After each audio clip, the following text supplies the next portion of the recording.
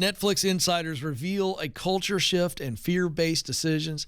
And if what I'm about to share is true, all right, so these are all insiders who have left the company.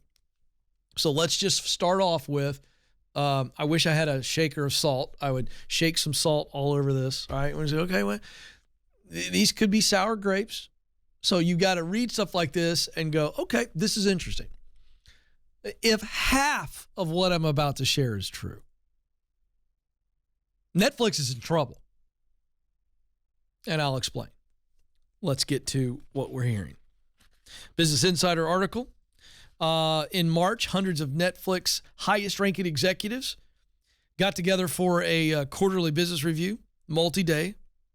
Over the course of the next couple days, execs were told by leadership that Netflix was losing subscribers for the first time in a decade. Then a few weeks later, the company broke the news about the first quarter subscriber loss, and the stock plummeted. Then, in May and June, the layoffs started hitting. I've reported on some of these layoffs on the show. The first round was 150. It's a very small amount of people for a company as large as Netflix. Then 300, and they were across multiple divisions. Netflix has said about the layoffs that this was a cost-related move, wanted to reduce costs. Obviously, when you're losing subscribers, you're losing revenue, and so we want to trim the budget, right? I get it. It's very normal. It's absolutely a very normal thing to do. Sorry, folks, had to adjust the mic. They pay their executives very well. Some of them making up to $2.5 million a year, and even director-level execs can make $1.5 million. It's an 11,000-person company. So these initial layoffs, as I reported on the show earlier, not huge. A very small percentage of the 11,000. But now let's get to what's been going on behind the scenes that is actually affecting the subscriber loss. This is from a former Netflix staffer. Take this with a grain of salt or maybe a shaker of salt. Candor. This is honesty, forthrightness, bluntness. Candor became a smaller part of the culture. People would say Netflix started to act like a studio in the wrong ways. It became a lot more political. Understand that when Netflix came on the scene, they really disrupted a market. Then they got really, really big. And then they went from being a distributor of content to a creator of content. Insider spoke with 14 people, mostly former employees, as well as Netflix creators, producers, and agents.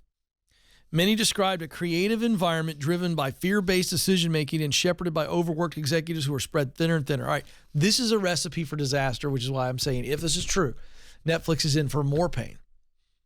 Now, when you start to have fear-based leadership and then the leadership is burning out, they're stretched too thin, now you got a fearful and frayed leader. And let me tell you what happens when you're fearful and you're frayed. You make really bad decisions. You go from visionary to stationary and you get the blinders on. I'm just going to tell you. I mean, if you just think about it right now, have you ever seen a fearful person? Are they up bold? Are their shoulders back, chin up, eyes out? No, they're cowering. They're looking down. And that's just the nature of it. And then if you're fearful and you're exhausted, you're not making healthy decisions. You're only making necessary decisions. You're just dealing with what's right in front of you. So I'm going to go on here. I'm going to cut through some of this stuff here. A lot of this began to happen as the pandemic wore on. People were burning out, working longer hours, working remote made it tougher. Because when you bring on new hires, they never really understood the unique culture of Netflix because they weren't together. It used to be about flat hierarchy, a lot of transparency, and a lot of accountability. That sounds great. That's a healthy organization right there. It's not. In the 18 months leading up to layoffs, it was don't challenge leadership, just do what you're supposed to do. People say, that's not what I signed up for. Another employee said it became less enjoyable. The work became really safe. Another comment, decisions take forever to get made. They're all reactionary and they're fear-based. That is not a healthy culture.